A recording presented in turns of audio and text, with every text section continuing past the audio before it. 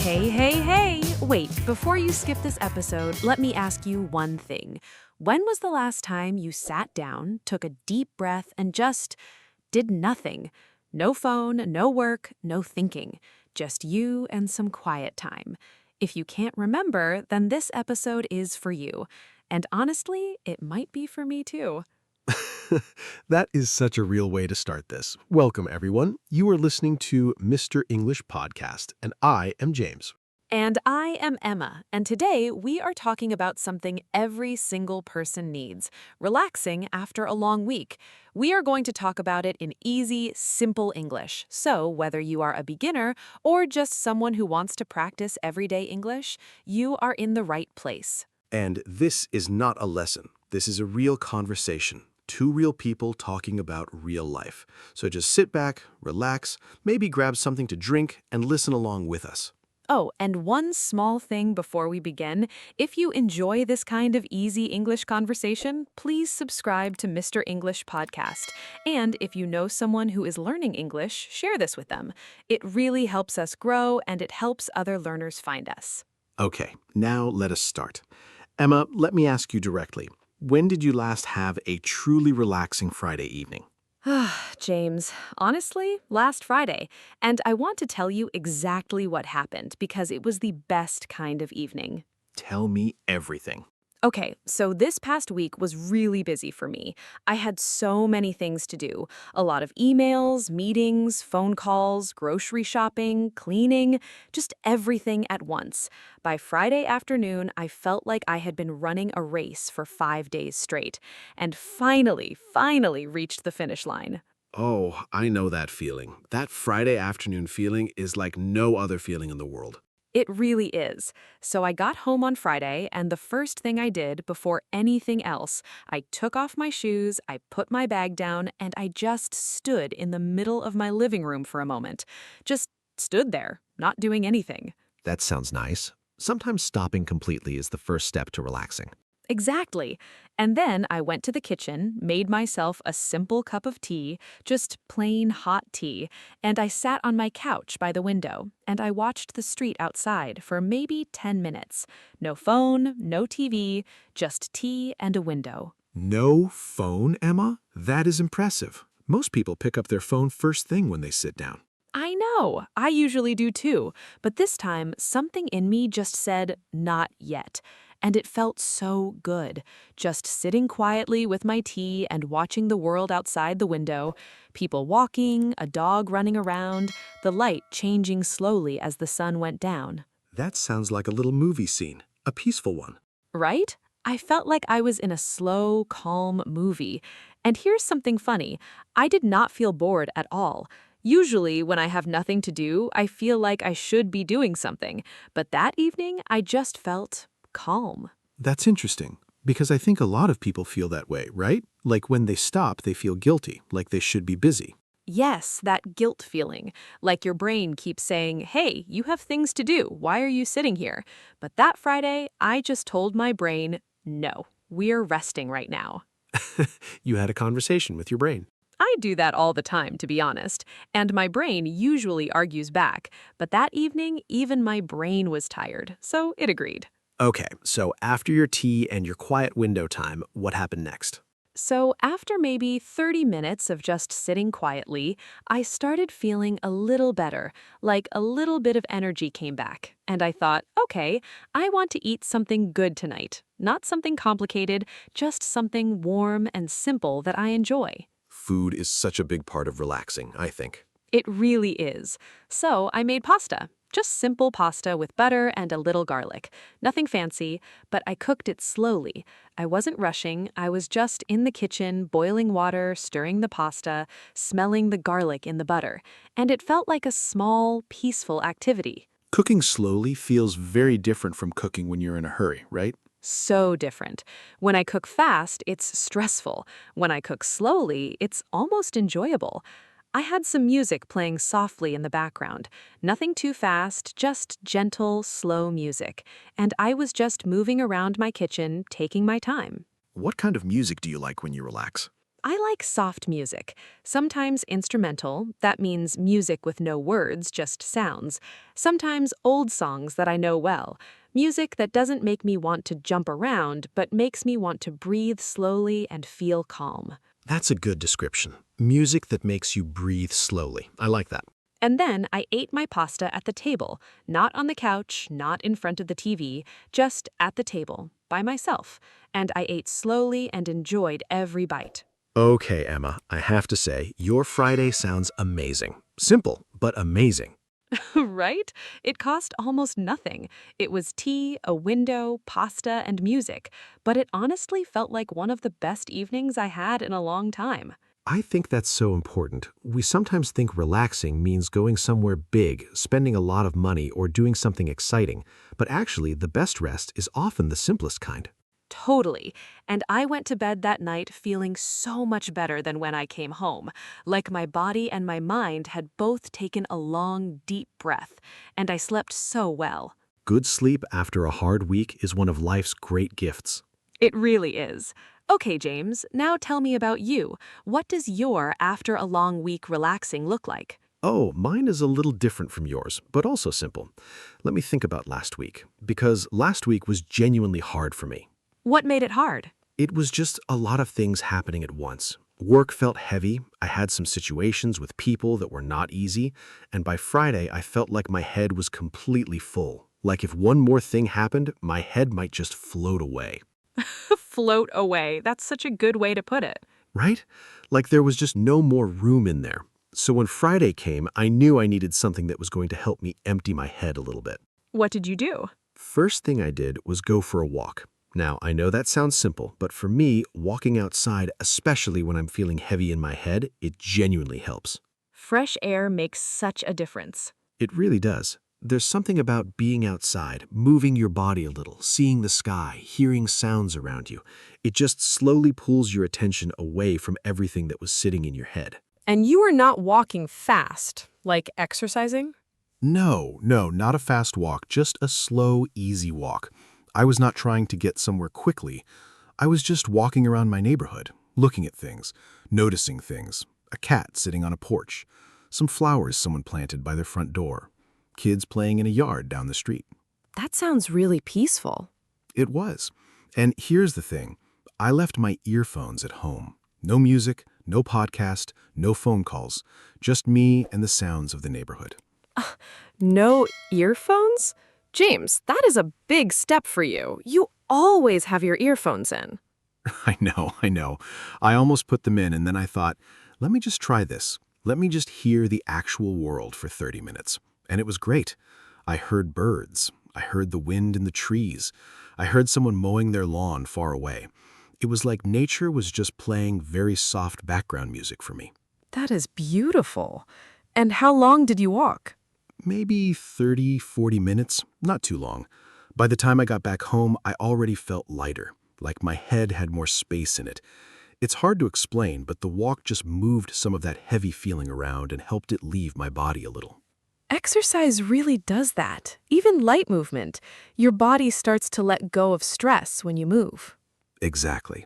And then when I got home, I did something that I do not usually allow myself to do. Oh, what? I watched a movie, a full, long movie, just for fun.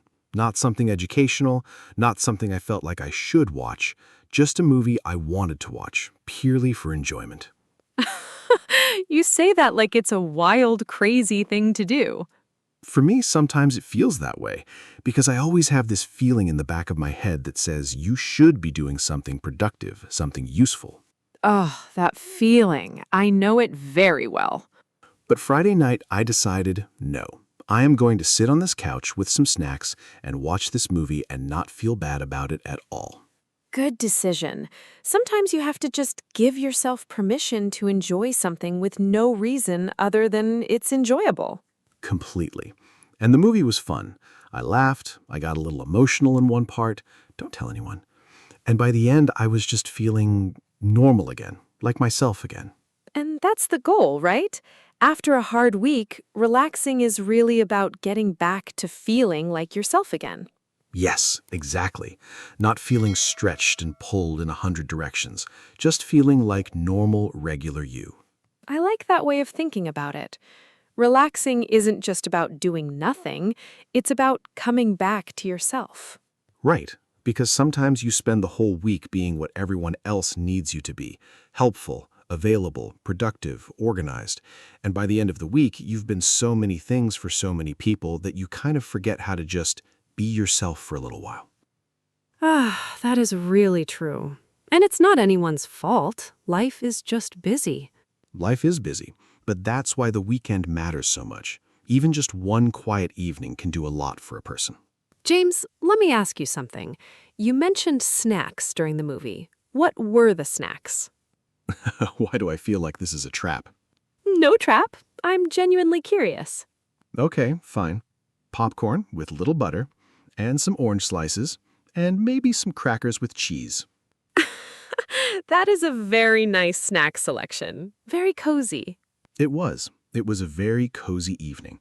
And I think cozy is honestly one of the best feelings in the world. Cozy. Tell me what cozy means to you, because I feel like everyone has their own version of it. Okay, to me, cozy means warm, comfortable, and calm. It's that feeling when you're inside and comfortable, maybe a little blanket nearby, soft light, something warm to eat or drink. Everything around you is soft and not too loud, not too bright. You feel safe and relaxed. Yes, that's perfect. Cozy is like the physical feeling of relaxing, right? Your environment matches how you want to feel inside. Exactly. Like the outside world becomes quiet and soft, and so the inside of you becomes quiet and soft too. I love that. And I think people sometimes underestimate how much their environment affects how they feel. If your space is messy and loud, it's very hard to relax. But if you make your space a little softer, dim the lights, tidy up a little, put on some quiet music, your body starts to follow. That's such a good point. The environment sends signals to your brain. Your brain reads those signals and says, okay, we can calm down now. Your brain is always listening to what's around you. It really is. And you know what else sends a signal to your brain that it's time to rest? What? Changing your clothes, like putting on comfortable clothes when you get home. Oh, yes. This is something I always do. The moment I get home, I change out of my work clothes or whatever I was wearing all day, and I put on soft, comfortable clothes. And immediately, I feel different. It's almost like a switch, right? The clothes you wear outside are for the outside world. The soft clothes at home are for you. Exactly. My home clothes are basically just soft pants and a big, comfortable top. Nothing special. But the moment I put them on, my body knows, okay, we are done with the outside world for today. Soft pants and a big top. That's the universal relaxing uniform. It really is. Everyone has a version of it. Some people call them pajamas, some people call them loungewear, but whatever you call them, they're important. They are very important. Don't let anyone tell you different. And another thing I want to talk about, because I think it's something that a lot of people deal with, is what happens when you try to relax, but your mind doesn't cooperate. Ugh, this is such a real thing. Your body is resting, you're on the couch, you're not doing anything, but your mind is still going, still thinking about the week, still going over things, things that happened, things you need to do, things you forgot.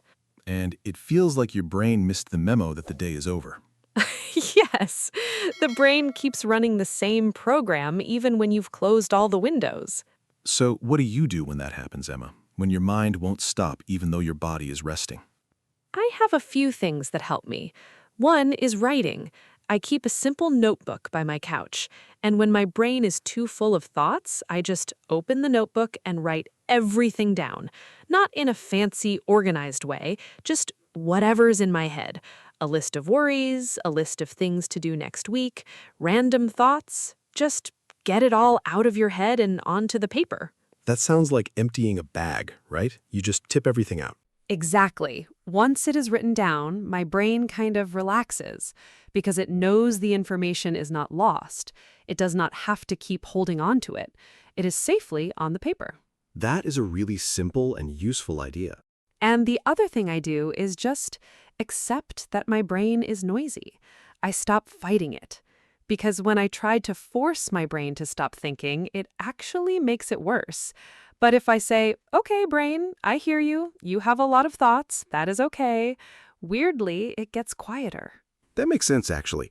It's like when someone is talking to you loudly and you keep trying to cover your ears. They talk louder. But if you just say, I hear you, I'm listening, they calm down. Right. And then slowly, naturally, the thoughts get softer and further away, and relaxing becomes easier. For me, one thing that helps when my mind is too busy is doing something very simple with my hands.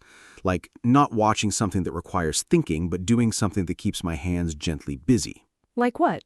Sometimes I put together a puzzle, just a simple small puzzle, or I do some light cleaning. Not deep cleaning, just wiping down a counter or organizing a small shelf. Something easy and repetitive that my hands can do while my brain quietly settles down. That's interesting. Repetitive hand activities can actually be very calming for the brain. Yes, because your brain gets just enough to do, like move this piece, put this here, but not so much that it has to work hard. And somewhere in the middle of that simple activity, you realize your shoulders have dropped, your jaw has unclenched, and you feel a bit better. I love that. Little activities that gently slow the brain down without demanding a lot from it. And then later, when the mind is quieter, you can do something you actually enjoy. Watch that show, read a few pages of a book, call a friend. But the calming part comes first. Yes, you cannot jump straight into joy if you are still carrying a lot of tension. First, you let some of it go, and then the enjoyment comes more naturally. Well said. Okay, let's talk a little about sleep, because I think sleep is one of the most important parts of recovering after a long week, and I think a lot of people struggle with it. Oh, sleep is huge, and also very complicated for some people, because sometimes you are exhausted, truly exhausted, and you lie down, and then somehow you cannot sleep. That's the most frustrating thing. Your body needs sleep, your eyes are closing, and then the moment your head hits the pillow, wide awake. Fully awake. Like, hello, remember that thing that happened on Tuesday? Let's think about that now. Why does the brain live doing that at bedtime specifically? I think because bedtime is the first moment of true quiet. During the day, you're busy, distracted, moving around. But the moment you lie down and close your eyes and everything goes quiet, all those thoughts that were waiting in line, they finally get their chance to come forward. That actually makes a lot of sense. The thoughts were always there, they just couldn't get a word in until the room was quiet. Exactly. So the solution is not to fight the thoughts. Again, it's about creating a little transition time before sleep, not going directly from a screen or a stressful conversation to your pillow. But transition, like a bridge between awake and asleep. Yes. For me, my bedtime routine is pretty simple. I turn off the big bright lights and use a small lamp. I make sure my room is a good temperature, not too hot, not too cold. I put my phone face down across the room, not by my bed. Phone across the room. That's a hard one for people. It's so hard, but it helps so much. Because if your phone is right next to you, your brain knows it's there. It knows you could pick it up at any second. And that little awareness keeps your brain slightly alert. But if the phone is across the room, your brain says, okay, we can't do anything about that right now, so let's just rest. Exactly. And then I read a little. A real book, not a screen. Just a few pages, nothing too exciting or dramatic, something calm and easy. And within maybe 15 or 20 minutes, I'm genuinely sleepy. The book works as a slow transition, right? Your brain is doing something, but something quiet and calm, and it slides you towards sleep gently. Yes, much more gently than staring at a bright phone screen where every swipe is something new and stimulating. Because phones are designed to keep you awake, right? To keep you engaged. They're good at their job. Very good at their job. Too good. So you have to be a little strategic about putting them away before sleep. Okay, I want to talk about something a little different now. We've been talking about being alone when you relax, but some people relax by being with others, spending time with people they like. Oh, absolutely. Relaxing doesn't have to mean alone time. For some people, being around good friends or family is actually what fills them back up. Everyone is a little different, right? Some people need quiet alone time to feel better. Other people need connection, talking, laughing, being together. Yes, and I think most people need a little of both. Maybe Friday evening is quiet and alone, but Saturday, maybe you call a friend or spend time with someone you enjoy. That feels right. Too much alone time and you might start feeling lonely or isolated. Too much social time without any rest and you might feel drained. I think finding what works for you personally is so important, and it can even change week to week depending on the kind of week you had. True, if your week was full of people and meetings and conversations, you might crave quiet more. But if your week was very isolated, working alone, no one to talk to, you might need human connection on the weekend to feel balanced again. Your relaxing style follows the shape of your week, in a way. I like that. The relaxing style follows the shape of the week. That's a poetic way to put it. Thank you. I try. Okay, Emma, one last thing I want to bring up, the weekend morning, because I think the morning on a day off is special. Oh, yes. A weekend morning is something completely different from a weekday morning. On a weekday, mornings are fast and stressful. Alarm, rush, get ready, leave. But a weekend morning, especially after a hard week, can be so slow and beautiful. Tell me your ideal weekend morning. Okay. Ideally, I wake up naturally without an alarm. I just open my eyes when my body decides it's ready. And then I don't jump out of bed. I just lie there for a while. Maybe 10 minutes, just feeling comfortable and warm and not in any rush.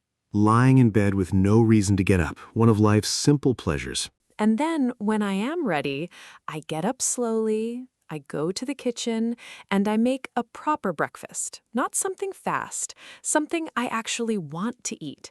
Eggs, maybe, or toast with something nice on it, fresh fruit if I have it, and hot coffee. Real breakfast food, not grabbed in a hurry. Yes, and I eat it slowly, at the table, by a window if possible, maybe with some light music in the background, and I just enjoy the morning, watch the light come in, notice how quiet the street is compared to weekdays. That kind of slow morning does something really good for the whole rest of the day. It does. Like it sets the tone. If your morning is rushed and stressful, the whole day tends to feel rushed. But if your morning is slow and calm, the whole day feels a little more manageable. A slow morning is like a gentle announcement to your body and mind. Today, we are taking it easy. And your body responds to that announcement. It stays calmer. You move through the day more gently. I love a slow weekend morning too. Mine is similar. I like to sit outside if the weather is okay, just on my front steps or at a small table outside with my coffee. Outside morning coffee is something special. It is. There is something about being outside in the morning air with a warm cup in your hands that feels very grounding, like you are connecting with the world again, but on your own terms, at your own pace. Not being rushed by the world, choosing when and how to engage with it. Exactly.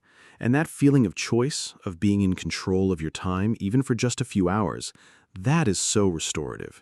Because during the week, your time often belongs to other things, other people, other tasks, but on a weekend morning, it's yours. Ah, it really is. James, I think we should talk about one more thing before we wrap up, and that is the idea of not doing everything right on your rest day. What do you mean? I mean that sometimes people plan their rest day and it becomes a whole other kind of work. Like, okay, today I am going to wake up early, exercise, meal prep, clean the house, do laundry, call 3 friends, go for a walk, and meditate. That is not a rest day. That's a second job. Exactly. And then when you cannot do all those things, you feel bad about yourself. You feel like you wasted the weekend. The pressure to have a perfect restful weekend can actually ruin the rest. Yes. So what I've learned is keep it loose. Maybe you have 1 or 2 things you want to do, but don't plan every hour. Leave space for doing nothing. Leave space for deciding in the moment what sounds good. Rest needs space. You can't fill every minute of it and still call it rest. And doing nothing is something. It really is.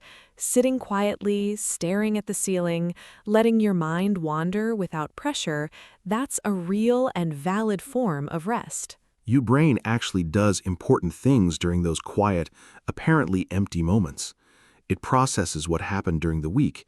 It solves problems quietly in the background. It creates space for new ideas and new energy. So next time you feel guilty for doing nothing, remember, doing nothing is doing something. Your brain and body are working even when you are still. That's such an important message, especially today, when being busy feels like an achievement and being still feels like laziness.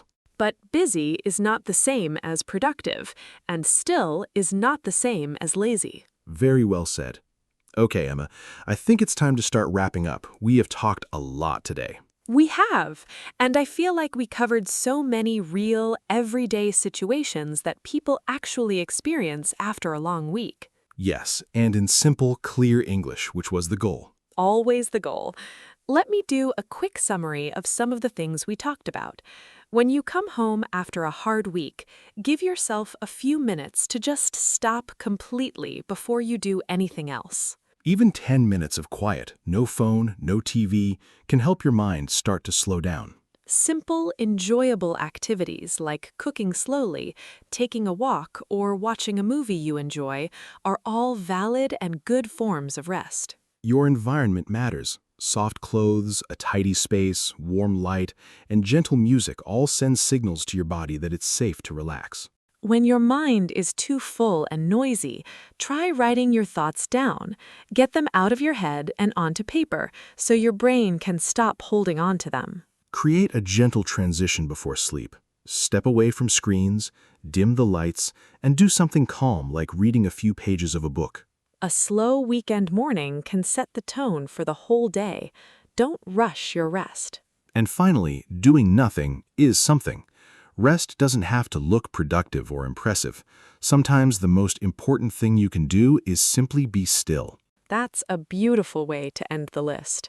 And really, if there's one thing I hope our listeners take from today's episode, it's this: you deserve to rest. Fully, truly, without guilt. You work hard. Your body and mind work hard all week. Taking time to genuinely rest is not being lazy, it's being smart about your health and your happiness. So this weekend, whether it's a quiet Friday evening with tea and a window, or a slow Sunday morning with coffee and no plans, I hope you give yourself permission to enjoy it. No guilt, no rushing, just you taking care of yourself. And we'd love to hear from you. What does relaxing after a long week look like for you? Do you like quiet time alone? Do you prefer being with people? Do you watch movies, cook, take walks, or read? Tell us in the comments below. Share your personal relaxing routine. We genuinely enjoy reading what you have to say, and you might even inspire another listener with your ideas. And if you found this conversation helpful, or if it just made you feel a little more relaxed while you were listening, please subscribe to Mr. English Podcast. We're here every week with easy English conversations about everyday life. Share this episode with a friend who's learning English, or share it with someone who really needs a reminder to slow down and rest. Because honestly, that reminder is for all of us. And remember, English isn't just about grammar and rules, it's about real conversations, real feelings, real life.